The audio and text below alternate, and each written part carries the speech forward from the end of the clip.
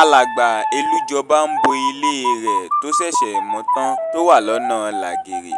Ewé gbògìdì ló fi ń bo ilé náà, ó sì ti fẹ́ẹ̀ parí rẹ̀ nígbà tí ewé tó rà lọ́wọ́ Olúrónbí ò tó. Ó sáré lọ sọ́dọ̀ rẹ̀ bóyá òun lè rí ewé rà sí i kóun fi parí ilé òun. Olúrónbí ṣàlàyé pé kò séwé nílẹ̀ mọ́, àmọ́ ní danyin ọ̀la ní kùtù òórọ̀, ní kò rí ni kò mọni ni mo máa ti roko lọ́la. Ní danyin ọ̀la ewé á hà nílẹ̀ pìtìpìtì, ẹ padà á. Elújọba retí lọ́jọ́ kejì tí Olúrónbí dá fún un, kò gbúròó rẹ̀. Ó pààrà ilé rẹ̀ títí àgàrà dà.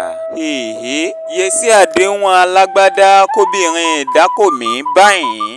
Ńgbò mọ̀wé ìṣèwé lóko, ìbá tí fọkàn mi balẹ̀ lórí òfo. Etí wo ló bá ní gbọ́? Wímélè kọ́lé parí. Kójò bá dé lójijì síkọ́.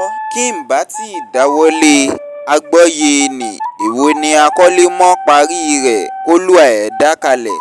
Fọ́gídò tí í ṣe bàbá ọkọ Olúrónbí ṣẹ̀ṣẹ̀ tó dé ìrọ̀lẹ́ dé ni. Ìrètí rẹ̀ ni pé Olúrónbí ti dé sílé, ẹni tó ti lọ sóko látìdájí tòun tọmọ ìkókó. Ìyàlẹ́nu ló jẹ́ fún un nígbà tó wọlé tí ó rí Diwúrà tí í ṣe ìyàwó rẹ̀ níbi tó ti ń tara pàrà tó ń garùn wo ọ̀nà. Ẹni tó ti jí lọ sóko látìdájí tòun tọmọ lọ́wọ́ tí kò sì tíì wọlé, bí kò bá ṣàánú ara rẹ̀ kò sì lè ṣàánú ọmọ aláìní baba. Ojú kan ẹ̀pà ojú kan erèé táwọn fi ń tu ara wọn nínú.